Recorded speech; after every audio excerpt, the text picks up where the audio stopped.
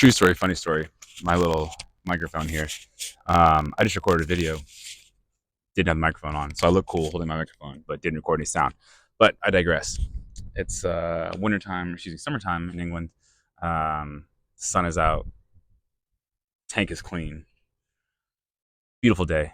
And what this made me think about today, in this kind of different venue as I'm overlooking the beautiful countryside, is why is everyone so scared of friction or confrontation in the workplace?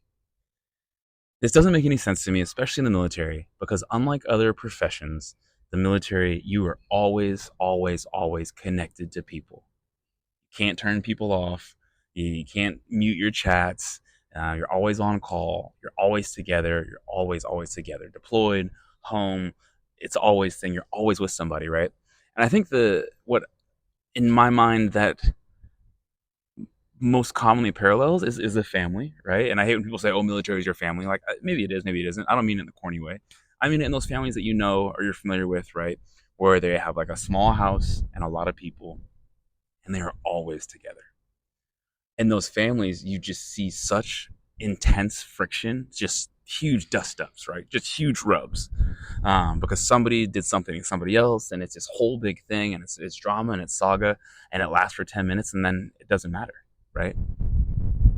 And I don't know why we don't apply that same principle, that same thought process to the military, to our workforce, or to our work centers.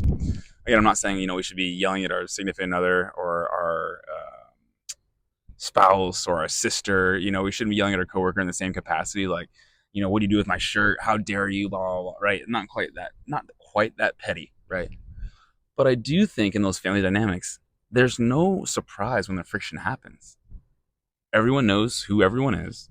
Everyone knows everybody's personalities.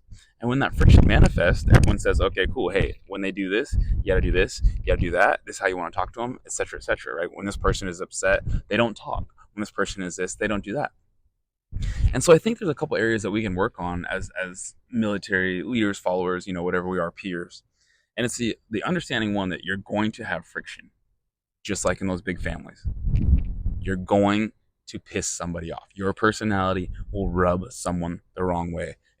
And you could be your mom's favorite child, golden child, if you will. You're still going to piss somebody off, guaranteed, right? So that's the first thing you have to do is understand that there's going to be friction.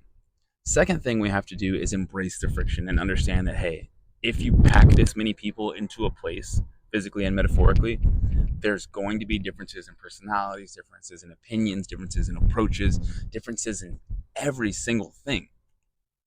Now, you'll say like, hey, well, my family's different because I know they love me and, blah, blah, blah, blah, blah, blah. And that is true, right? So it doesn't parallel entirely.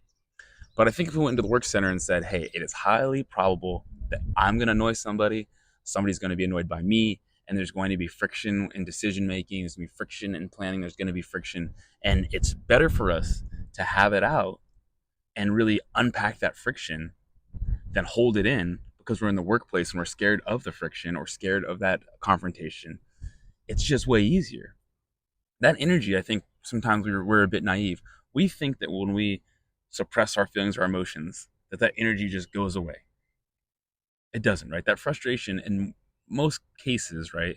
If we're talking about in a military situation, if it's someone in your work center, that frustration will continue to be there, right? It will continue to hang out. It might fester, right? And then it blows up in some direction, in some space, in some place. Now, if it's a one-off and you're like, hey, this person's annoying, but I never have to work with them again, yeah, sure, you can. The rub is not worth it. But I think those people we work with, intimately, right, in the work center, the people we have to do things with continually, it's just beneficial to have that interaction, right?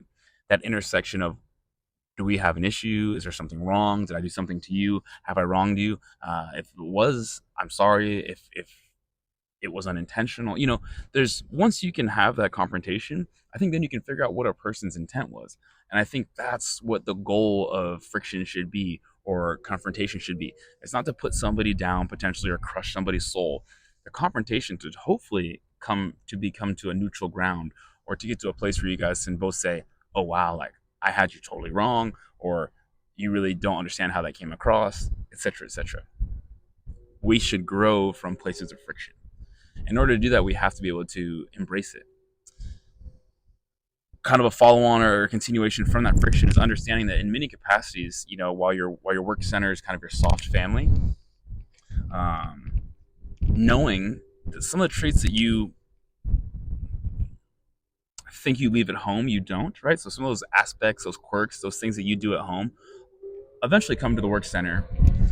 And I think that many people don't realize that the spouse or significant other is just a wealth of knowledge. And if you ask them like, "Hey, am I annoying?" They're like, "Yeah, hell yeah, you're annoying. You're annoying in these 14 ways." And I bet your coworkers would think you're annoying in these 14 ways. But because we don't do that, we think for whatever reason that we have this like, boom, I'm at work, so now I'm this person. Now I'm at home, now I'm this person. There's gonna be where those kind of attitudes or those different personality characteristics aren't able to turn off so cleanly. And so I think people really could do some benefit if they just grabbed their significant other and said, "Hey, am I annoying? Do you think? Like, what would be annoying to you if you had to work with me, if you had to plan with me, if you had to communicate with me?" Because they're gonna know, right? Because they're again in that relationship friction, they know what's annoying because they're around you 24/7.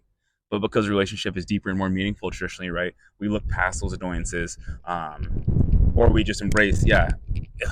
What's funny, we say relationships are hard work, but we don't say having employees is hard work or having coworkers is hard work, and it's equally as hard. And it's something I think we all need to get better about because at the end of the day, I don't think society is getting easier to be in as people find their voice and find different causes and find different beliefs and different ways of thinking.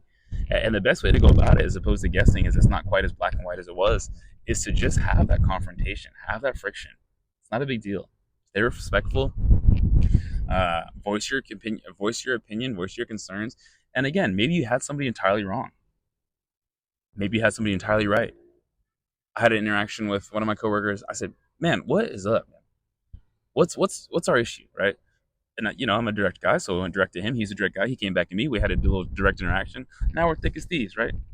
We're best friends because we both had each other wrong. We were both doing the same thing, had the same cause, because we didn't like each other's approach. That led to us not liking each other, as opposed to just closing the door, having the rub, having the whatever. Yo, man, hey, what the fuck? What the fuck? Hey, I'm cool. My bad. I apologize. I didn't mean it that way. Oh, okay, cool. Hey, happy. Slap hands, and then you move on. Or maybe you don't have it. Maybe it's like, hey, I just actually can't stand you. Nothing you do will change that. Okay, cool. Now I know. Now we will work. We need to work. I won't force a relationship. You don't need to force it on me. And everyone's happy and everyone's copacetic, right? You can tell your coworkers, hey, she and I, we don't get along. We've had the conversation. It's okay. And I think the ability to communicate freely and then not run from the confrontation, not run from the friction is what makes your team better, especially in the military, because we spend so much time together. That's kind of the thoughts of the day. Again, it's probably maybe 72 now.